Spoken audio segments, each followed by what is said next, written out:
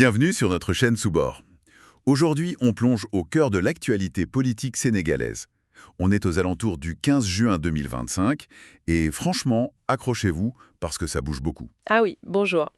Effectivement, c'est une période assez dense. On sent un nouveau pouvoir qui essaye de trouver ses marques entre des initiatives fortes en interne et, disons, des relations internationales qui se complexifient un peu.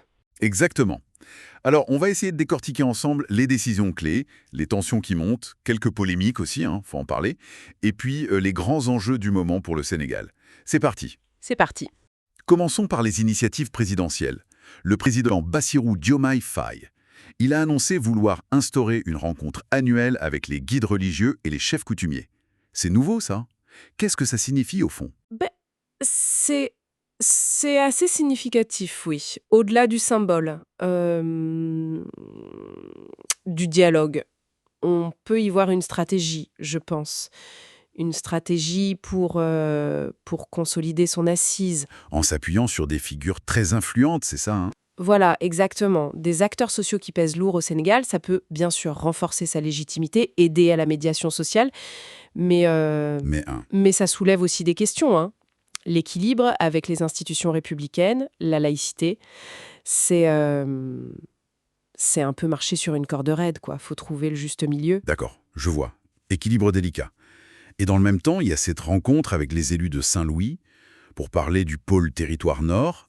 C'est juste du développement local ou il y a autre chose derrière? Alors, c'est présenté d'abord comme un projet économique majeur pour la région. Saint-Louis, c'est stratégique, hein, près de la frontière, donc oui, du développement. Mais politiquement. Politiquement, c'est aussi une façon pour le nouveau pouvoir de marquer sa présence, de montrer qu'il s'intéresse au rééquilibrage territorial. C'était une demande forte pendant la campagne, ce genre de choses.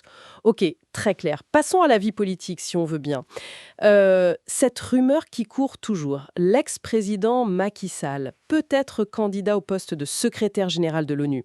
Alioune, figure connue des droits humains, reste très prudent là-dessus. Oui, il attend une annonce officielle et il a raison.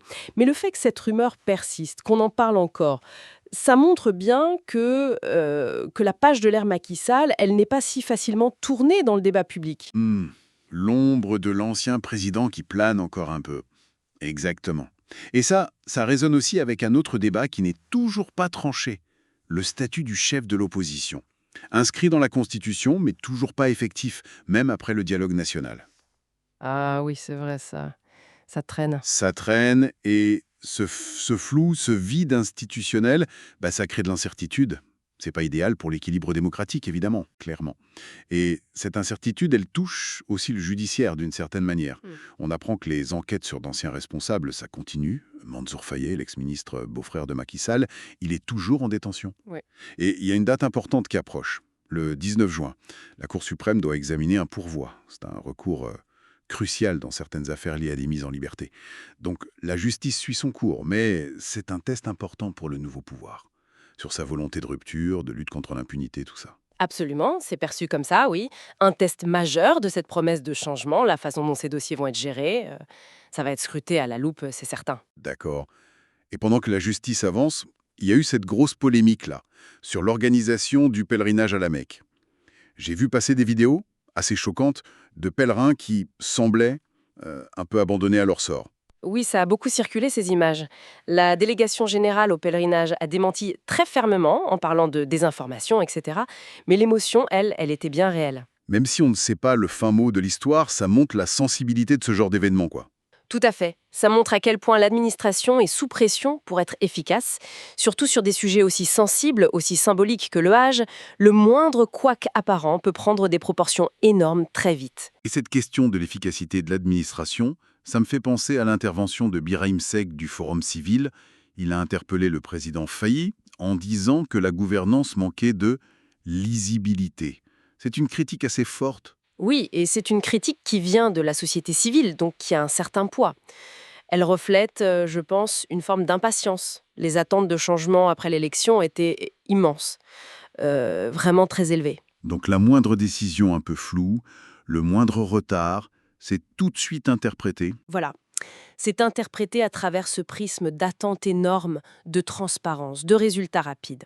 C'est un défi constant pour le nouveau gouvernement.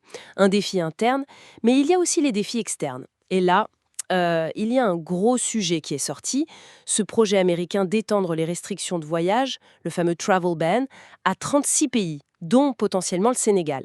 Oui, ça, c'est une source de préoccupation majeure pour Dakar, clairement. L'impact que ça pourrait avoir sur les Sénégalais qui voyagent, sur les échanges économiques, ce serait considérable. Et comment réagit le gouvernement sénégalais face à ça? Pour l'instant, ils communiquent beaucoup. Ils essaient de sensibiliser leurs citoyens aux règles, aux procédures. Ils prennent la menace très au sérieux, on le sent bien. C'est une diplomatie active qui se met en place pour essayer de contrer ça. D'accord. Et c'est un peu paradoxal, parce qu'au même moment, on apprend que l'ambassade américaine lance une application pour aider au retour des migrants sénégalais en situation irrégulière aux États-Unis. C'est le paradoxe apparent, oui. On peut y voir les deux faces de la politique migratoire américaine actuelle. D'un côté, on durcit potentiellement l'entrée. Et de l'autre, on encourage les retours. Exactement, retour volontaire, bien sûr. Mais c'est intéressant de voir ces deux mouvements en parallèle. Et pendant ce temps, le Sénégal, lui, continue de tisser d'autres liens.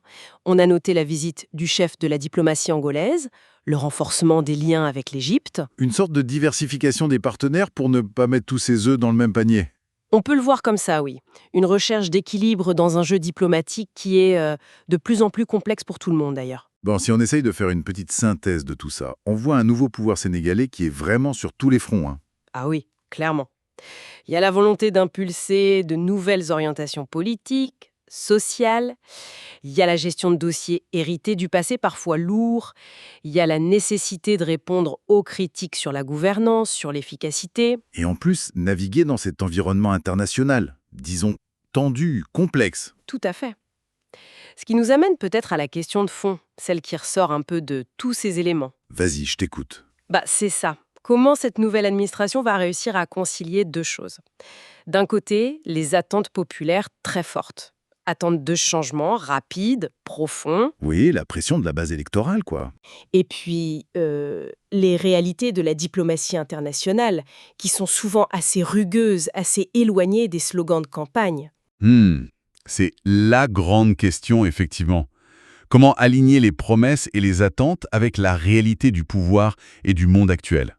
C'est sans doute ça le défi majeur pour les mois et les années à venir au Sénégal. C'est exactement ça, l'équation à résoudre. Une équation passionnante à suivre, en tout cas. Bon, on arrive au terme de notre exploration d'aujourd'hui. Qu'est-ce que tout cela vous inspire? Dites-moi en commentaire ce que vous en pensez. Quelles sont vos réactions face à toutes ces actualités sénégalaises? Oui, vos analyses nous intéressent. Et bien sûr, si cette exploration rapide mais intense vous a plu, n'hésitez pas, abonnez-vous et likez. Ça nous aide beaucoup. Merci de nous avoir suivis. Merci d'avoir écouté. Abonnez-vous. À très bientôt.